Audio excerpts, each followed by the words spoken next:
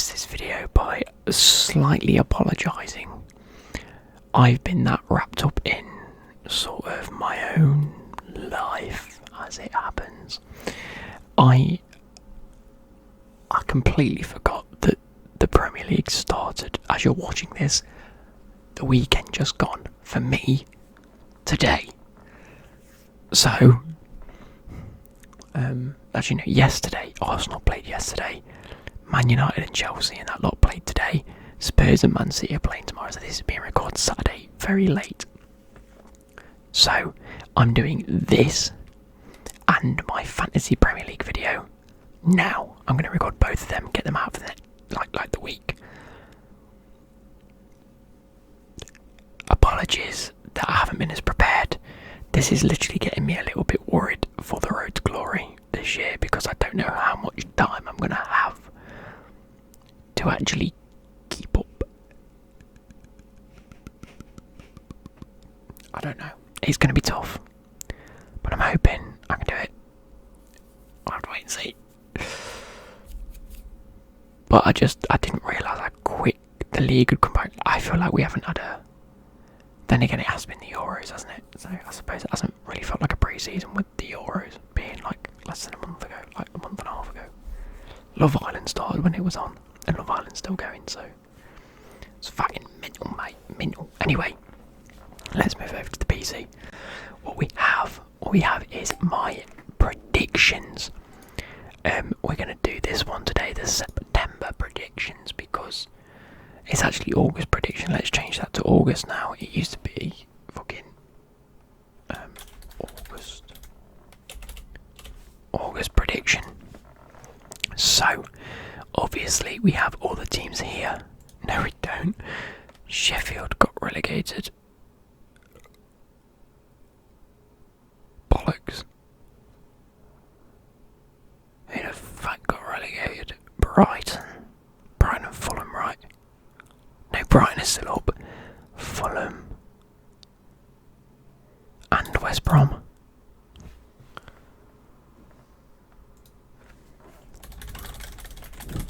Premier League table. Right. West Brom are not in there. Fulham are not in there. So, in there is Brentford. In there is Watford. The Brentford. And Norwich. Yep.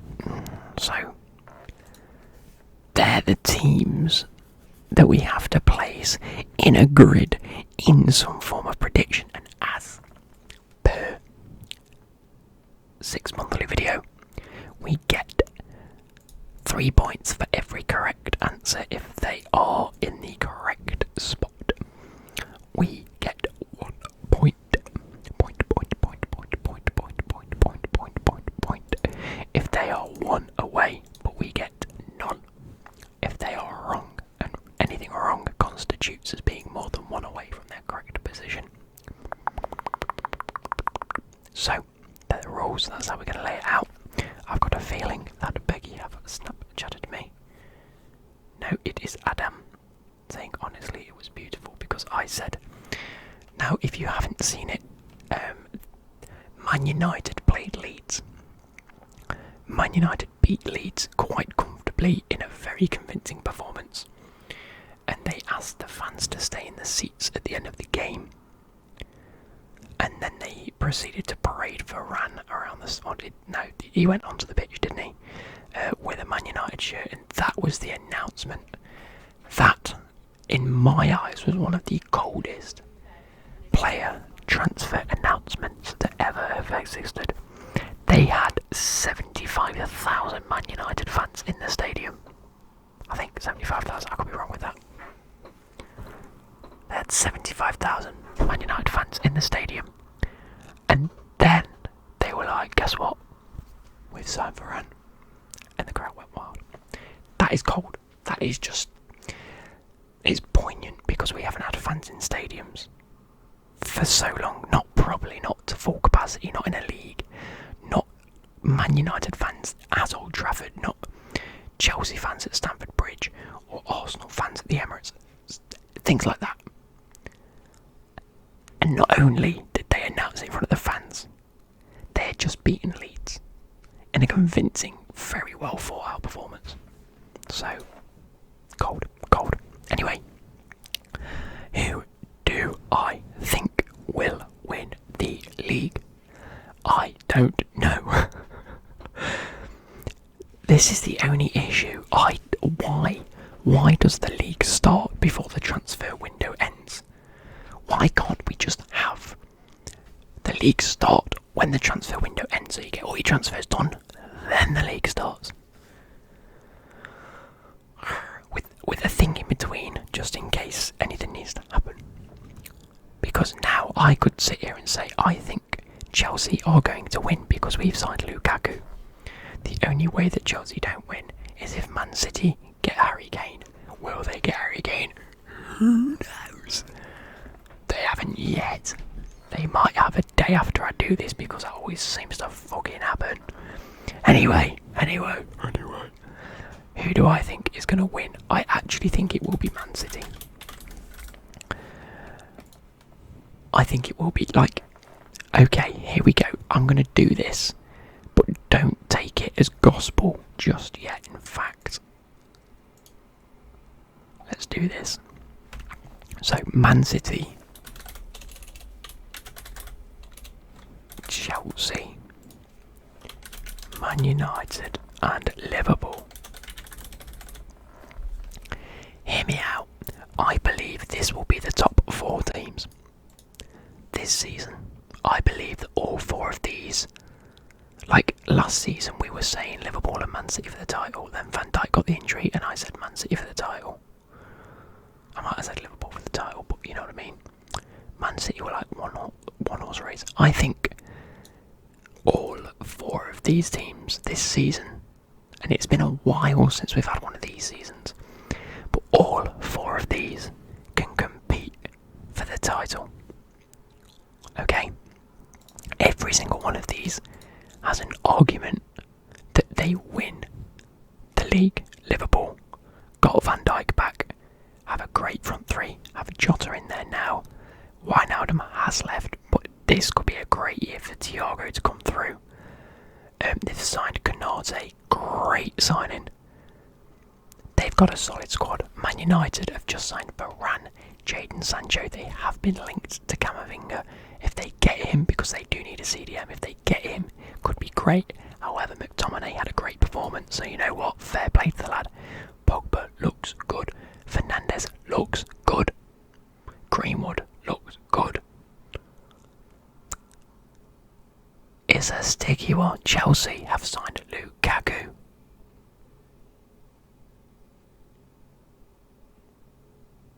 We've signed Lukaku. We've got Havertz and Werner and Mount and Pulisic and Jorginho and Kovacic and Thiago Silva and the new boy, the new lad, the complete new lad that's actually been here for years, but Tuchel has given him a bit of experience. Big up Trevor Chalobah, bloody Chalobah. He had one of the best performances I've seen in a Chelsea shirt from a defender of recent years. He looks comfortable, he looks solid, he looks like he knows what he's doing. And sometimes when we play Christensen and Zuma and sometimes Rudiger, sometimes even Azpilicueta over the past couple of seasons when we've played them types of players, I felt a little bit iffy. I've always felt that there's something in them that can go a little bit wrong. Something in them where I'm not entirely convinced. From what I've seen from Chalobah over the past couple of weeks in pre-season and now, I am thoroughly impressed with. So that helps because we got rid of Tomori and I wasn't happy. But then again, he moves on. That's football. Rudiger and Christensen look like completely different players under Tuchel. Reece James bossing it. Every single left back that we have seems to just be able to do a job. Defensively we're sound. Going forward is a different issue. We're not finishing chances, but then we played Crystal Palace and we've beat them and it's good. And then Man City, absolute superstar squad. Bernardo Silva could be leaving, Sterling could be leaving, Harry Kane could be joining. Not got an actual striker, but Jesus needs to be given a chance, a proper chance. They've also signed, or they've got another lad playing for him. I saw him in pre-season, or did he? No, he played in the Community Shield and he looked good, except they lost that to Leicester, which is the team that I'm going to be putting in. Any one of these can win, any one of them. So I am actually not going to put Man City at the top. If they get Kane, straight at the top. Straight at the top, he will bag goals. Whether he fits Man City and whether they sign him are a completely different issue. I might go a little bit outrageous here.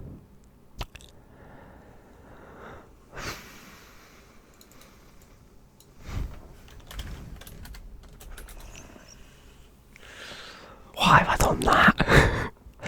Why have I done that?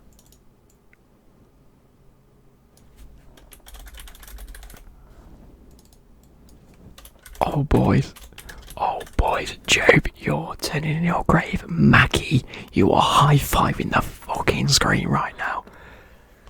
Oh, Tom, I know you're watching, you're thinking, what do you mean Chelsea won't win? I don't not have faith, but I'm being tactical. This is a season for Chelsea where we could either win it or come third. I want to bag a point, at least 1 point. If they finish fourth, I'll cry. I've got a suspicious feeling Man City are going to have a bit of a shitter. They've been at the top for too long. They just have. And it's the first year in a while I thought that there are multiple teams that can challenge. And because of that, I think Man City might not be able to get their flow.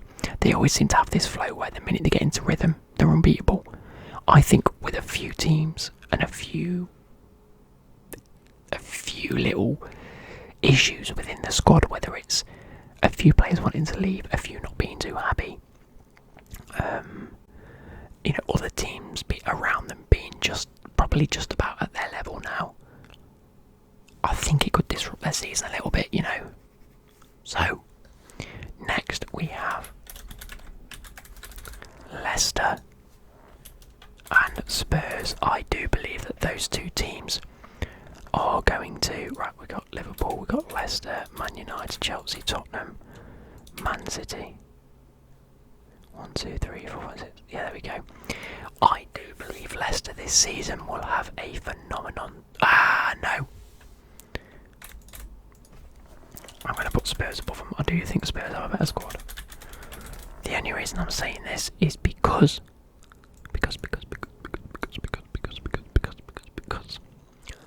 I think that Leicester losing for Fofana was huge. I don't think people understand how significant it was. And even Leicester could finish down here now. But I think Brendan Rodgers will instill that sort of diligence and consistency amongst them to do well.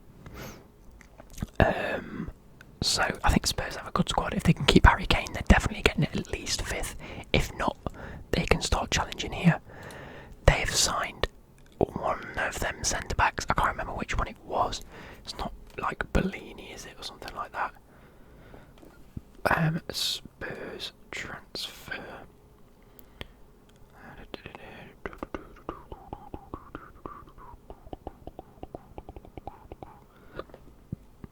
Who have they actually signed?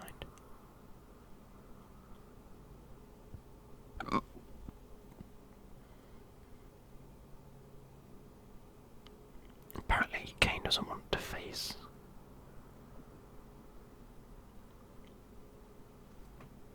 I don't know. Anyway, 7th place is a bit of a sticky one because I'm looking at these teams now and I'm thinking, Arsenal are now in and around the same bracket as West Ham. Possibly Leeds. I think they had a shit start. I think Leeds are going to finish here, in my eyes, because I think attackingly they're good. They create chances. Defensively they're woeful. And they need some key players back into their squad.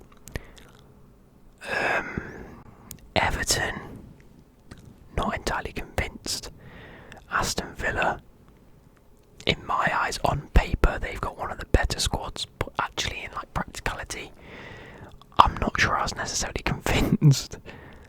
Oh, it's tough, it's tough. I'm going to have to go Arsenal. Let's get rid of them.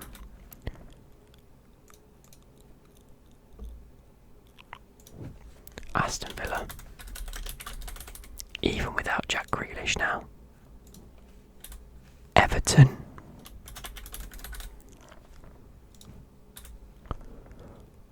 I think Wolves are going to have a much better season than they did last season. Now that Jimenez is back. It's going to have to be...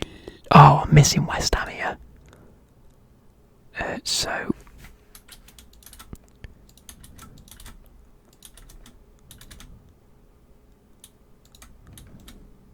No.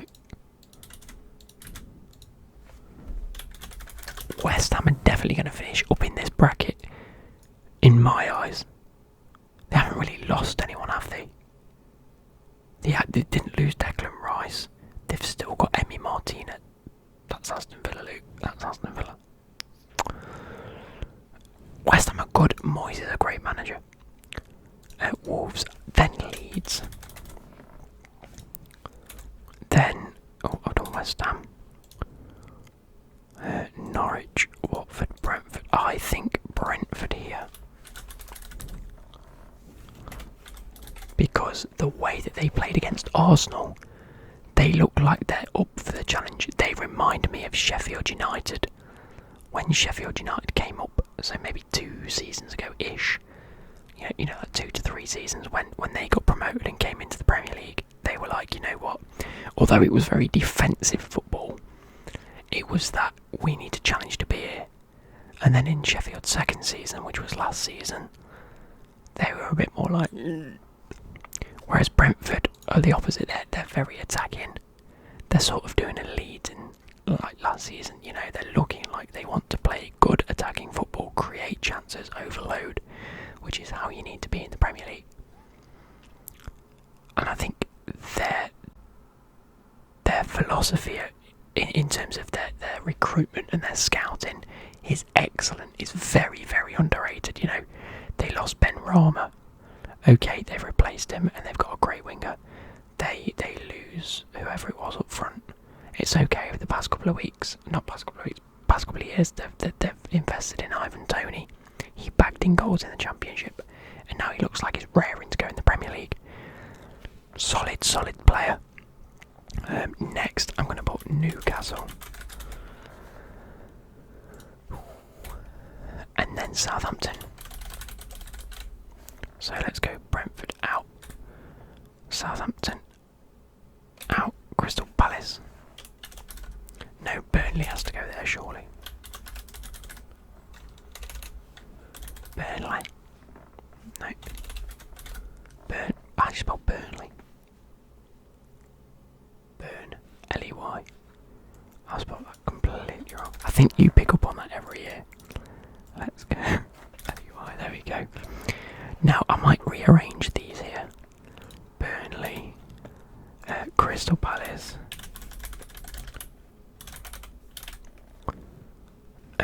And then Brighton, Norwich, Watford. No, Brighton, Watford, Norwich.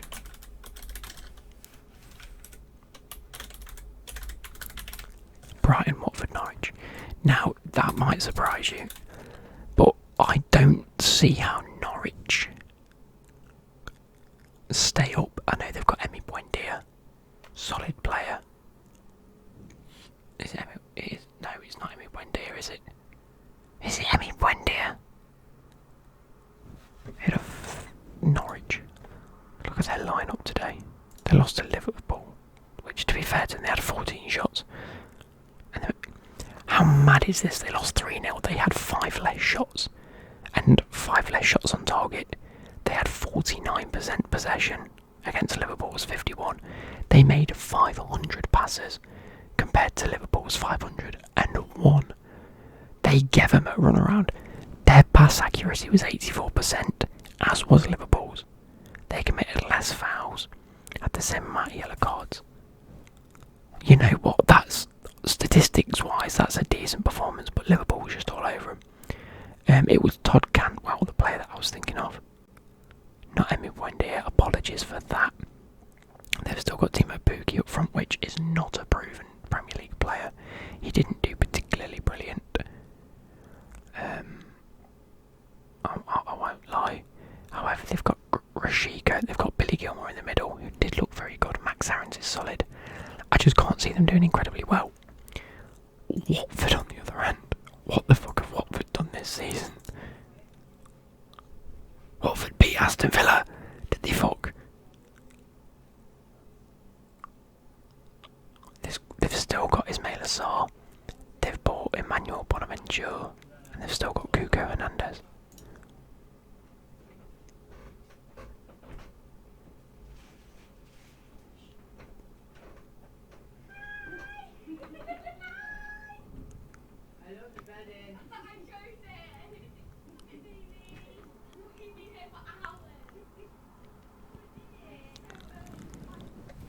You know what? Aston Villa have to be doing better against Watford there.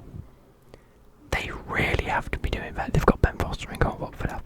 I still don't think they'll last all season. I don't think they've got the... I don't think they've necessarily got the legs together for all season. Like, they've still got Troy Deeney, Dan Gosling, Cujo Hernandez. Like I say, he scored, but like...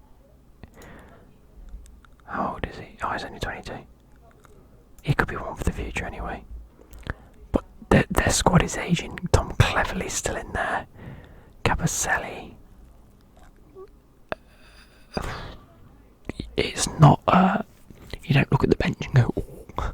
Do you know what I mean? Brighton the same. Brighton really haven't invested well enough. I don't believe.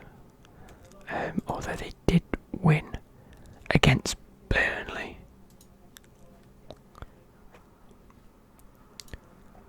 Who have they got? Did they actually buy anyone?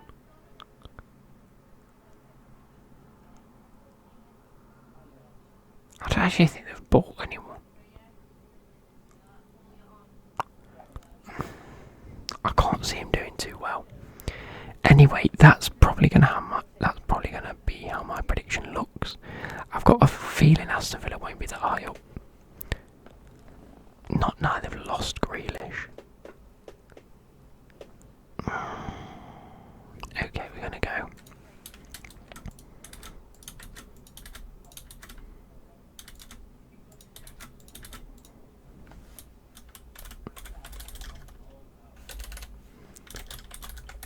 Does that make you any better? I'm gonna leave it at that. So, we're gonna go with winners of the 2021-22 Premier League. Manchester United. In second place, we have Chelsea. Third place, Liverpool. Fourth place, Manchester City. Fifth place, Spurs. Sixth place, Leicester. Seventh place, Arsenal. Eighth place, West Ham. Wait, if Arsenal get Ødegaard and a midfielder, I think it'd be okay. Or maybe even a wing back. I apologise for people chatting bollocks, but 8th West Ham, 9th is Everton, 10th is Wolves, 11th is Leeds, 12th is Aston Villa, 13th is Brentford, 14th is Newcastle, 15th is Southampton, 16th is Burnley, 17th is Crystal Palace, and then into a relegation zone, Brighton in 18th. In 19th is Watford, and bottom of the table is Big